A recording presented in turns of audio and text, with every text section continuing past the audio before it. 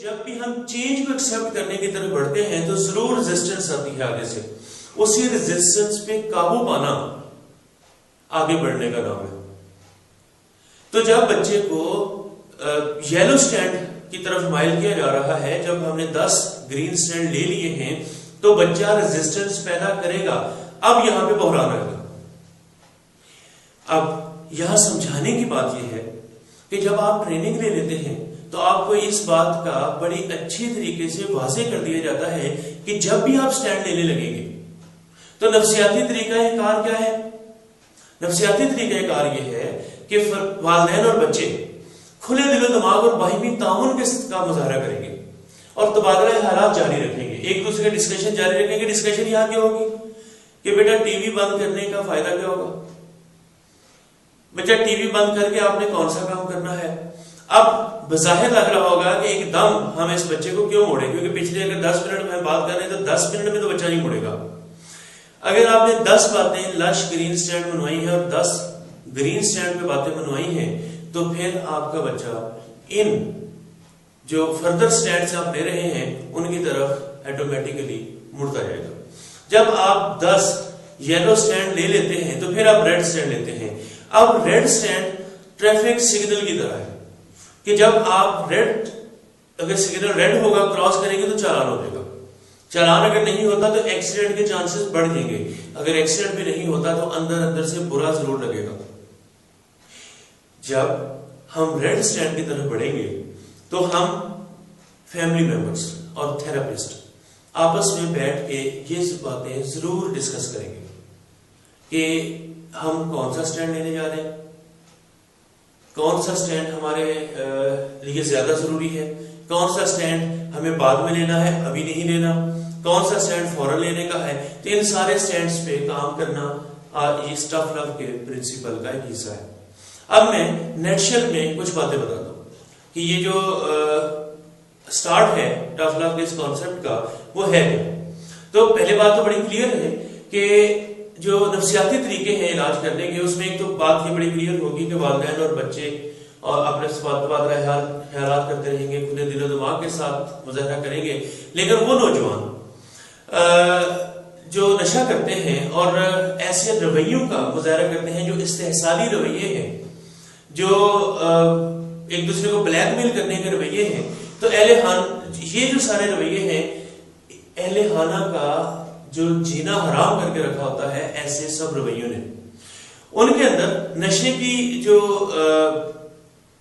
چادر کے اندر لپٹے ہوئے بچے ہیں وہ حقیقت کو نہیں پہچانتے.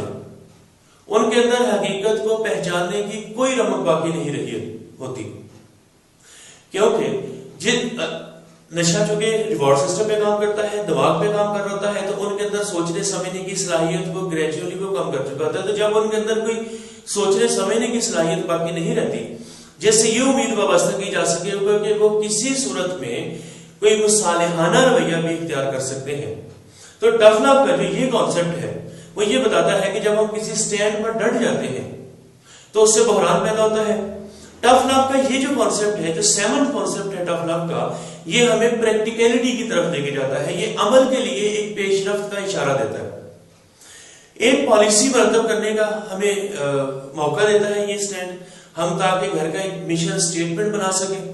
کیونکہ جب ہم ایک مشن سٹیٹمنٹ بنا لیں گے، گھر کی ایک پالیسی مرتب کر لیں گے، پھر اس سے انحراف نہیں کیا جائے گا، کیونکہ سب کا کانسنٹ شامل ہے، فیملی ممبرز کا تبادلہ حال بھی جاری رہا، باقی بچوں کا میاں بیوی کا آپس میں بھی صلاح مشورہ ہو چکا ہے. جب انہوں نے ایک مشن سٹیٹمنٹ بنا لی ہے کہ بچہ فرض کرے رات 9 بجے سے پہلے گھر آئے گا، آپ نے سٹینڈ لے لیا، تو پھر یہ سٹینڈ ایک پالیسی کی صورت میں گھر میں چلتا ہے. تو یہ جو پالیسی ہے پھر اس سے انحراف کرنے کی وجہ سے ہی ٹف لو کا سکہ چلتا ہے، کیونکہ جب آپ اس سے انحراف نہیں کرتے تو آپ ٹف لو کے اندر ہوتے ہیں.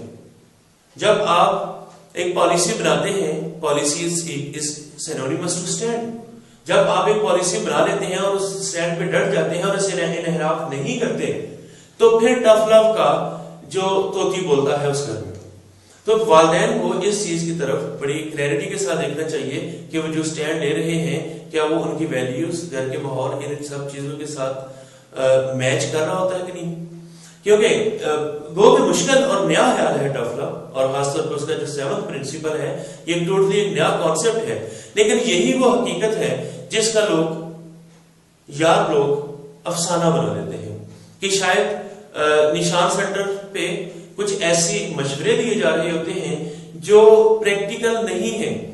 تو صاحبوں یہ بالکل پریکٹیکل معاملے ہیں. آپ نے صرف ایک مشن سٹیٹمنٹ بنانی ہوتی ہے، آپ نے صرف اپنے بچوں کو ایک سٹینڈ بتا دینا ہوتا ہے. اس بات کا افسانہ بنانے کی تو بالکل ضرورت نہیں، کیونکہ جب آپ سٹینڈ پر ڈٹ جاتے ہیں تو آپ کو پہلے سے پتا ہوتا ہے کہ اس سے بحران پیدا ہوگا. لہذا اس وقت آپ حفظ متقدم کے طور پر کچھ انتظامات کر لیتے ہیں، کیونکہ خاص طور پہ جب نشے کے مریض کے ساتھ معاملہ ہوگا، کیونکہ جب نشئی نوجوان کے ہاتھوں میں پیدا ہونے والے یہ جو بحران ہیں اچانک آپ کو گھبرا لیں گے، اچانک آپ کو آ گھیریں گے، تو ہوگا کیا؟ نتیجتاً آپ کے اوسان خطا ہو جائیں گے. تو جب آپ خود بحران ترتیب دیتے ہیں تو کامیابی آپ کے قدم چومتی ہے اور مثبت تبدیلی کی راہیں آپ کے لیے ہموار ہونا شروع ہو جاتی ہیں. یہ ٹفلا کا جو کانسیپٹ ہے کہ مثبت راہیں، کیونکہ آپ کا مائنڈ سیٹ چینج ہونا شروع ہو جاتا ہے. جب آپ کا مائنڈ سیٹ چینج ہونا شروع ہو جاتا ہے تو بچوں کا مائنڈ سیٹ بھی چینج ہونا شروع ہو جاتا ہے. کیونکہ لاسٹ سیٹرڈے کی اسی میٹنگ میں ہم نے ڈسکس کیا تھا کہ بچوں کے رویے والدین کو اور والدین کے رویے بچوں کو متاثر کرتے ہیں.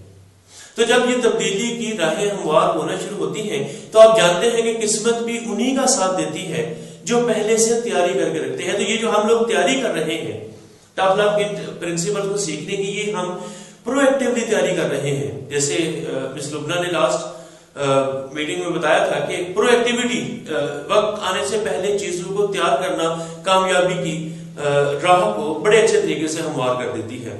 اس سارے معاملے میں خواتین و حضرات عاجزی کا دامن ہاتھ سے نہ چھوڑیں، انکساری کے پہلو پر بھی بھرپور توجہ دیں، لیکن اپنے سٹینڈ پر ٹھوس رویہ اختیار کریں. کوئی بھی سٹینڈ قائم کرنے سے بیشتر آپ کو جائزہ لینا چاہیے کہ کم از کم آپ کا سٹینڈ قانون کی خلاف تو نہیں ہے، اور کیا وہ اعلیٰ اخلاقی اقدار پر پورا اترتا ہے. یاد رہے کہ آپ کو صرف انٹرونشن کا حق ہے، آپ کو صرف مداخلت پر اصلاح کا حق ہے. آپ نہ تو کسی مریض پر ہاتھ اٹھا سکتے، نہ ہی آپ اس کو برے ناموں سے بلا سکتے ہیں، نہ ہی آپ اس کو بد دعائیں دے سکتے ہیں. اکثر چونکہ میں اس ٹریٹمنٹ میں کئی سالوں سے ہوں اور پریکٹیکل ایگزامپلس کے طور پہ بھی سامنے آیا ہے کہ اکثر والدین جب ان سارے شکستہ رویوں میں سے ہوتے ہوئے جب گزر رہے ہوتے ہیں تو وہ اپنے بچوں کو بد دعائیں تک دینا شروع کر دیتے ہیں. ہم نے اکثر دیکھا ہے کہ نشے کے مریض کے چاہنے والے خاص طور پہ حتیٰ کہ ان کی مائیں تک عاجز آ کر بد دعائیں دینے لگتی ہیں، اور پھر جب ان کا غصہ ٹھنڈا ہوتا ہے تو تھوڑی ہی دیر بعد سیاستدانوں کی طرح تردید کے لیے دعائیں مانگنا شروع کر دیتی ہیں. اپنی انہی سارے معاملات سے تردید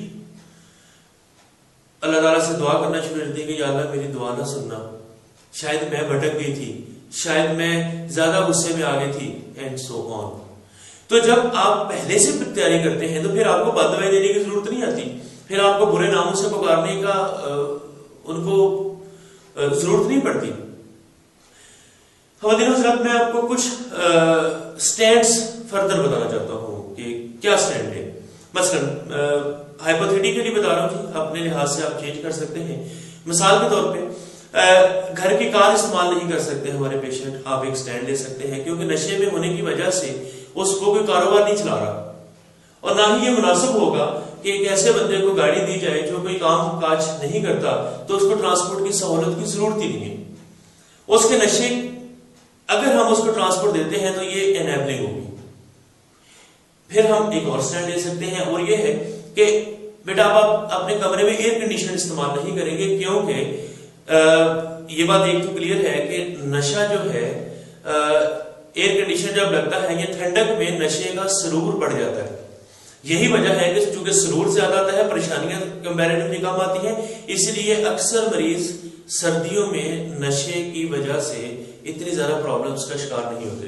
گرمیوں میں زیادہ ہوتے ہیں تو ایک تو ان کو اے سی کی ضرورت نہیں، کیونکہ اے سی میں یا تو وہ سارا دن مشقت کرتے رہے ہوں، تھکے ہارے گھر لوٹے، تو پھر تو ان کو اے سی ملے، بلکہ وہ تو نشے میں ڈورتا ہوا گھر آتا ہے اور اپنی سہولت، ان ساری سہولتوں کو جو باقی بچوں کو مل رہی ہیں ان کو اپنا وہ حق سمجھتا ہے. پھر آپ یہ سٹینڈ لے سکتے ہیں کہ بیٹا آپ گھر والوں کے ساتھ ہی کھانا کھا سکتے ہیں. گھر والوں کے ساتھ کھانا کھانے کا فائدہ کیا ہے جی؟ آپس میں ڈسکشن ہوتی ہے، سب لوگ ایک ٹیبل پہ جمع ہو جاتے ہیں، ملاقات، میل جول بڑھ جاتا ہے. لیکن نشے کے مریض ہیں چونکہ میل جول ویسے ہی چھوڑا ہوتا ہے، اس سے تعلق بڑھانے پر آمادہ کرنے کے لیے اس کے لیے یہ ایک بڑی مقبول سی تجویز ہے کہ ہم اسے اس بات میں مجبور کر لیں، سٹینڈ لے لیں کہ بیٹا آپ ہمارے ساتھ کھانا کھایا کریں. ایک سٹینڈ یہ بھی رکھا جا سکتا ہے کہ وہ آپ کے کاروبار میں کسی حد تک اس کو ایک سرٹن ریسپانسبلٹی دے دیتے ہیں، یعنی خاندان کا جو کاروبار ہے اور گھریلو امور بھی خاص طور پہ ان میں تھوڑی بہت دلچسپی لینے کا اظہار ضرور کرے، ورنہ اس کی کچھ مزید سہولتیں بھی روکی جا سکتی ہیں. مثلا ٹیلی فون استعمال نہیں کر سکتا، وہ رات 9 بجے سے پہلے گھر لوٹے گا ورنہ دروازہ نہیں کھلے گا. تو یہ کچھ سٹینڈ ہے، ہم اپنے اپنے معاملات کے لحاظ سے، اپنے اپنے گھریلو حالات کے لحاظ سے ہم اس کو فردر بھی چینج کر سکتے ہیں. میرا مقصد یہاں کانسیپٹ دینے کا تھا. دیکھیں یہ جو سٹینڈ ہے نا، یہ چھوٹی چھوٹی ننھی منی سی پابندیاں. آپ کو خواتین حضرات یاد ہے کہ پابندیاں تو ملکوں کے خلاف لگائی جائیں تو وہ بالبلا اٹھتے ہیں. فرد واحد کے لیے پابندیاں بے اثر کیسے ہو سکتی ہیں؟ ہم سب کا تعلق کہیں نہ کہیں دیہی علاقوں سے بھی ہوتا ہے، یا اگر نہیں بھی ہے تو ہم نے ضرور وزٹ کیا ہوا ہوتا ہے. کسی زمانے میں گاؤں میں ایسی پابندیوں کے ذریعے بگڑے ہوئے لوگوں کو راہ راست پر لایا جاتا تھا، اور دیہاتی لینگویج میں اس کو حقہ پانی بند کرنا کہتے تھے. اب یہ آپ نے لے لیے سٹینڈ، اب ہوگا اس سے اشتعال کا چانس. مریض میں بھی اشتعال میں، تو آپ کا کام کیا ہے کہ آپ مریض کے اس اشتعال والے رویے کی رو میں بہتے نہیں ہیں، آپ وہاں پہ اسرٹیو ہو جاتے ہیں. آپ اسرٹیولی ٹف لو کا کانسیپٹ ان کو دے دیتے ہیں. خواتین و حضرات، وہ لوگ جو ہمیں انٹرنیٹ پہ فالو کرتے ہیں ان سے بھی یہی تعاون ہے کہ آپ سب لوگ تو یہاں سوال کر لیتے ہیں، یا اس سیشن کے بعد جو ٹائم ہوتا ہے اس میں سوال کر لیتے ہیں. وہ خواتین و حضرات جو ڈائریکٹلی انٹرنیٹ پہ ہمیں دیکھ رہے ہوتے ہیں ان سے یہی درخواست ہے کہ جو بھی ان کا ان سارے سیشنز کے حوالے سے کویسچن ہوا کرے، اس کویسچن کو آپ کے اسی کلپ میں آپ کو ہمارا ای میل ایڈریس، ٹیلی فون نمبر اور ویب سائٹ وغیرہ بھی نظر آئے ہوں گے، یا جو لاسٹ میں آپ کو نظر آ جائیں گے. تو آپ کوئی کویسچن ہو تو اس پہ سینڈ کر سکتے ہیں. آپ ہمارے فیس بک پہ ہمیں فالو کر سکتے ہیں، آپ ٹویٹر پہ، یوٹیوب چینل پہ، ایون اسکائپ پہ آپ لوگ ہمیں فالو کر سکتے ہیں. میں آپ سب لوگوں سے اجازت چاہوں گا جی. بہت شکریہ. Thank you very much.